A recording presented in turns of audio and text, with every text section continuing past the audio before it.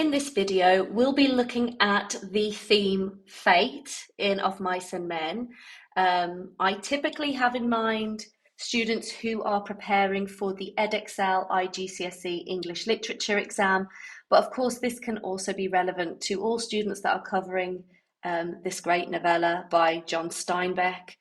But for those students who are preparing for the IGCSE Edexcel exam, just a reminder that anything that is highlighted in yellow is kind of showing your knowledge of the text. It's directly referencing it.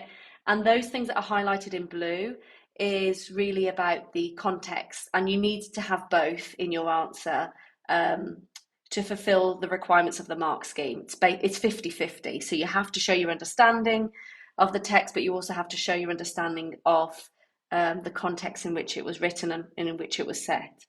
Okay, let's get started. So if you get a question on the theme of fate, what that's asking you is, what did Steinbeck think about human agency? Do we have control over our own lives? Are we able to carve out a path for ourselves? Now, you might already be thinking about the idea of the American dream. The American dream believes that we don't have, or at least the kind of the ideology of the American dream, I should say, it really supports the idea that we don't have a predestination and we are in control of our future and we can carve out a path for ourselves. The idea of fate, however, goes against that, right? And suggests that we all have a destiny that is predetermined and we don't actually have as much control over our lives as we might think. So let's explore what we think Steinbeck was trying to say about fate through the characters and through the setting of Mice and Men. So personally, I would start in my first paragraph in just focusing on the title. The title itself, I think, makes it really clear what Steinbeck thinks about fate. So as a reminder, it's called Of Mice and Men, and if you didn't know, this is actually a quote taken from Robert Burns' poem called To a Mouse. And so the line was, "The best laid plans of mice and men often go awry." And that basically means the greatest plans, the most well thought out plans of men often don't go to plan. If anything, they actually go terribly. So what was the message of that poem? Basically, you can't plan out, as much as you like to think that you can plan out your life and carve out your own path. Life is unpredictable, and you're not in control as much as you think you'd like to think that. So it already immediately introduces this notion that man is doomed. So we're already, even just from reading the title, expecting things to go wrong for the characters in this novella, and lo and behold, things do go wrong. They go very wrong. So this foreshadowing prepares the reader for the tragic ending, and it creates a sense of inevitability. And of course, what this really highlights is, yes, Steinbeck believed in fate. It's not a good fate either. So he believed that one did not have complete agency over one's life, as the American dream promoted. So here you want to try and bring in those other themes, okay? Instead, Steinbeck believed that due to the harsh living conditions of the 1930s, and we can talk about the Great Depression, we can talk about the Dust Bowl, as well as, so not just that, so not only what was happening in the 1930s, but also just our flaws of being human, okay, meant that we weren't in control of our destiny. At least we're not as in control as we would like to believe we are. So let's look at that a little further. Personally, my next thing, and of course this is always just advice, you can take quotations from this and reorganize your essay the way you want to, in the way you want to build up your argument.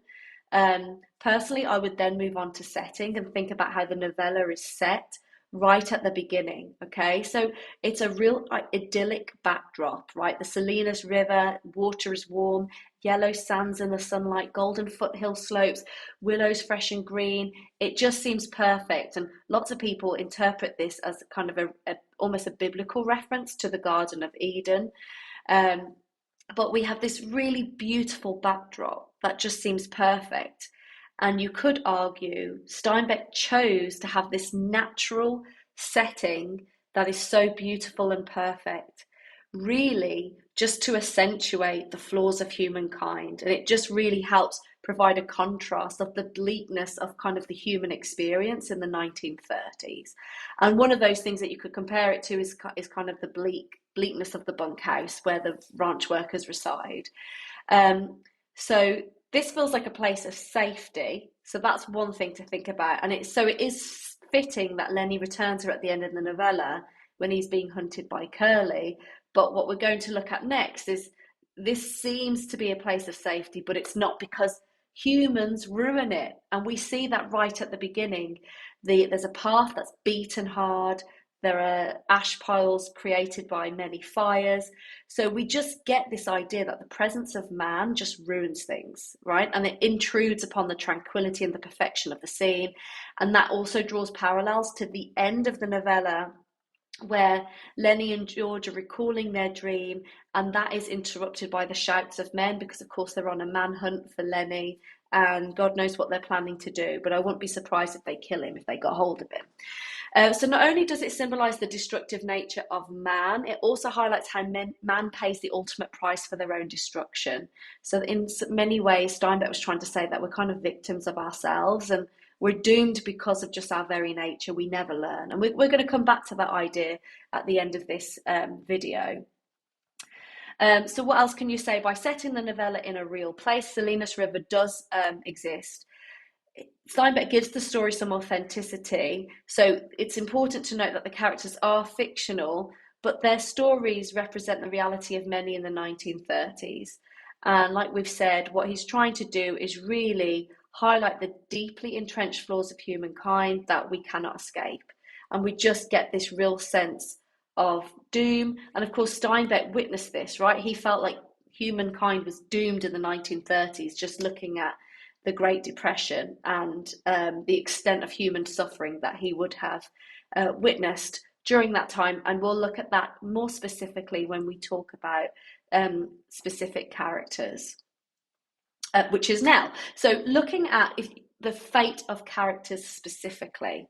So we have this quote from Crooks: "Nobody never gets to heaven and nobody gets no land." So I think this is a really great quotation when talking about fate, because this is Crooks telling I think it's Lenny and Candy, you're nuts, okay? You're dreaming.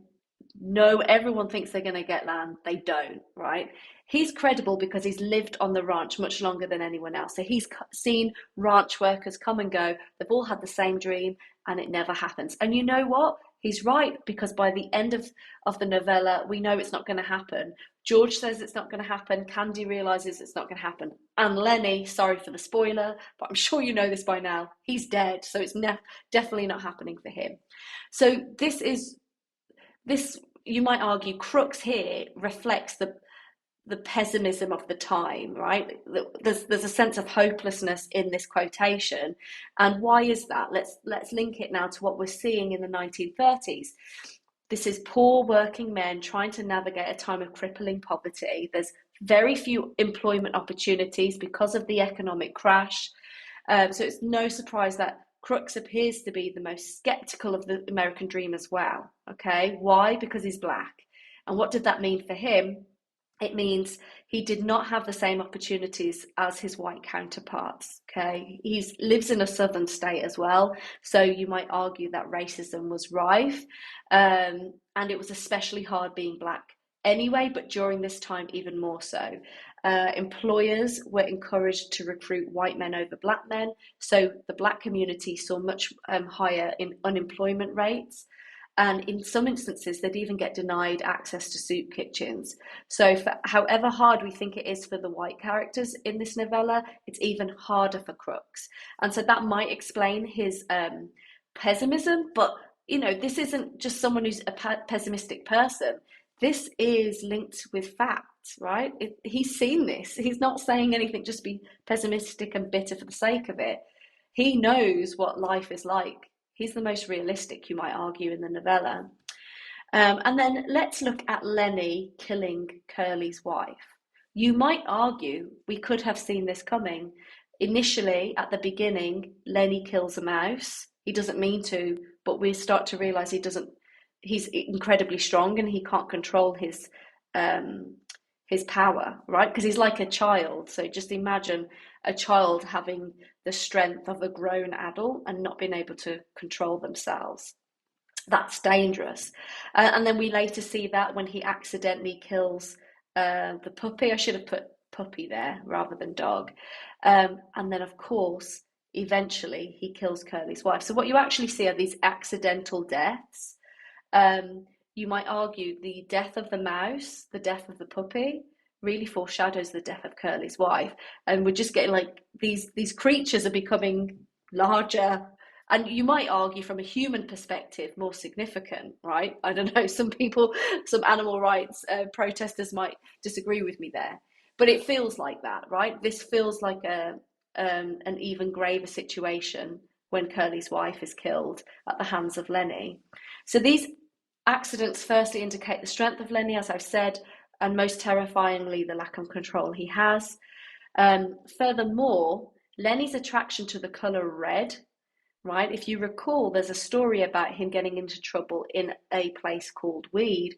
Why? Because a girl was wearing red and he couldn't help himself but hold on to and clutch that dress or skirt, and he ended up tearing it, and they thought that he had alternative motives and they got kind of run out of the place. And what does Curly's wife wear? Lots of red. She wears red lipstick, red mules, and so on. So you could argue that's a symbol of her impending death. So linking this to fate, you could argue that Curly's wife's fate is foreshadowed throughout the novella, from the deaths, the accidental deaths at Lenny's hands, and also his attraction to the colour red. Looking at George, you could argue his fate is to be lonely. And one way of explaining that is to think about the fact that he's repeatedly described as playing the card game, which is called solitaire, which is to be played by one person. So this solitaire game symbolizes his loneliness. In that moment, you might argue, because even though he's got Lenny, you might argue Lenny is not a good enough companion for him because they're not on the same wavelength. But it could also foreshadow the solitary life ahead of him, right? He's going to kill his best friend in the end and have to lead a life completely alone. So the high demand, and how do we link this to context? He's like every other migrant worker at this time, right? The high demand for work amongst migrant workers created a competitive and hostile environment. So what I mean there is there's no jobs, and therefore you've got all these migrant workers all fighting for the same position. What does that mean? They're competing against each other. That is not a good environment to create friendships and meaningful relationships, right? So you could argue that these hardships could have been a uniting factor, but they're not. In fact, it sets them against each other in the name of self-interest. And so this transient lifestyle happens because they have to move around to get a job. And that makes it impossible to settle down with a family or just to create any long-lasting friendships. And so again, George really represents the itinerant worker at large. And then, of course, we have Candy, whose fate, you could be argued, is represented by the shooting of his dog. So you've got the reference, why don't you get Candy to shoot his old dog and give him one of the pups to raise up? And that, if you recall, is Carlson who suggests that to Slim. And that's what happens. They shoot the old dog in the end. So just like the sheepdog is viewed as replaceable by a puppy, soon Candy will be replaced by a younger worker. And he really reflects the elderly community. The elderly were particularly hard hit during the Great Depression. Their life savings completely disappeared after the Wall Street crash, and there was no elderly relief before 1935. And even then, it wasn't provided. Once there was some relief, it wasn't provided to farm or domestic work. So Candy wouldn't have got anything, and we also know that he doesn't have any family to rely on. So he's going to be thrown out to the streets. he might as well be shot in the head just like his old dog, right? So that's kind of the parallel that's been created with his old dog, is that that's the way that society looks at him. They're just going to kind of disperse of him when they're done with him and replace him with a younger worker, just like his old dog was replaced by a puppy. And then I would end on commenting on the cyclical structure of the novella. And what is that telling us about fate, like kind of the fate of humanity? Is, I think Steinbeck was trying to say, all we do is go round in circles and we don't seem to really progress. So first of all, with again the opening of the novel, we see Lenny and George walking in a single file, even though they're in the open. So they had walked in single file down the path, and even in the open, one stayed behind the other. So the way Lenny and George walk in that straight line, even in the open, is really important because it symbolises the lack of agency they have over their lives. While one likes to believe they have the ability to set their own course or set their own path, if you're continuing with that metaphor, Steinbeck could be highlighting here that we all have a predestination that we cannot deviate from, as much as we like to think we do. So they're kind of heading towards their fate, and there's nowhere else for them to go. You could also reference the heron and the water snake. So there was a heron at the beginning of the novella, and at the end, what you see is a heron eat a water snake, and then immediately another water snake comes. So before this one, the water snake is eaten. It says the second one, another little water snake swam up the pool, turning its periscope head from side to side. So this water snake has doesn't realise that the heron has just eaten another water snake before it, and is looking around, but doesn't notice that there's a heron there that may eat it. So, like the snake who turns its head from side to side to detect any danger, is Steinbeck trying to mirror the way humans try to navigate their own lives by avoiding danger, but really they're at the mercy of fate. So just take that in, because that's kind of a lot to take in. So just imagine that snake looking side to side, not realizing a heron, and you might want to Google what a heron looks like, but they've got really long legs, right? And that's kind of why they're such good hunters, because this snake comes along and does not realize that the heron is probably towering over it at that point, right next to it, deciding whether it lives or dies. And so Steinbeck's kind of saying we go through life like that. We're looking side to side, thinking that we're in control and that we can avoid death or avoid doom, not realizing that fate is kind of just hovering over us and deciding what happens to us, and we have no say in it. So in this instance, the heron could symbolize fate. It stands there motionless and suddenly plucks the snake and swallows it. That's at least the first one, right? Like the snake, human life is in the hands of fate. And so I think that's what Steinbeck is saying. We have no hope. We're just at the mercy of fate. And, by the sounds of it, we're all doomed. Unfortunately, it sounds quite depressing from Steinbeck, at least for this novella. And then thinking about the cyclical structure as a whole, we start at the Salinas River and we end there, okay? And I think that symbolises the inescapable flaws of humankind that Steinbeck was trying to highlight in this novella. So note also how Lenny is told off. This is another example of what he's trying to say about human nature. At the beginning, Lenny's told off by George for drinking from the pool of water. And then we find him at the end of the novella drinking from the same pool. And of course, we can explain that away by saying, well, Lenny has mental health issues, and so he can't retain information. But I think, Steinbeck was trying to say something more about humanity and humankind, okay? That we never learn, okay? We just do the same thing over and over again. So rather than this just reflecting the mental difficulties of Lenny, Steinbeck could be saying something about humanity. And this comes from a letter he sent. I forget who he sent it to. It's completely escaped my mind. But he sent it in 1941. So just a reminder that, this is during Hitler's reign. And so this is him kind of reflecting on humankind and how, we just don't seem to be able to look back at history and learn anything. And he said to, I forget who it was, a dear friend, someone he liked enough to write to. So we go into this happy new year knowing that our species has learned nothing, can as a race learn nothing. that the experience of 10,000 years has made no impression on the instincts of the million years that preceded. And I think that's really telling of what he thinks about fate, that nothing changes for us, we're just doomed. And isn't that a sad ending to your essay? But I think that's pretty accurate to what Steinbeck believed.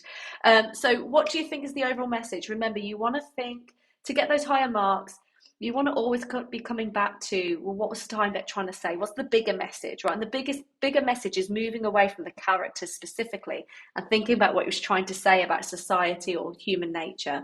And I think specifically about fate, he was trying to say we can't escape our fate and we don't have the agency that we like to think. And you can link that to the futility of the American dream. He didn't really believe in the American dream. He didn't think it was a realistic thing. He felt like it was an ideal.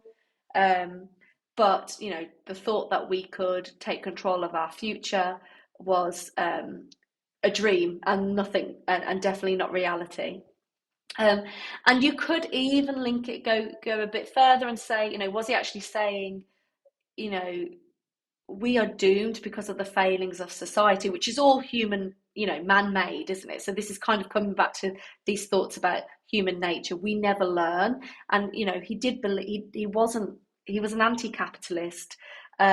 He's looking at human nature and going, we've created this capitalist system, we've created a world of hate, right? We look at the prejudices, and it's kind of just entrapped us. We're all doomed because we've created this kind of society where not everyone can flourish. In fact, very few can. So yeah, I never ever include all the quotations possible for the theme because that would just take a whole day to get through. But I try to choose the ones that I think are most useful. But please do share your own ideas in the comments section. I love reading them, and I know many students find them really useful as well to think of different interpretations. And of course, you can always email me at mrsrumsey at mrsrumsey.com.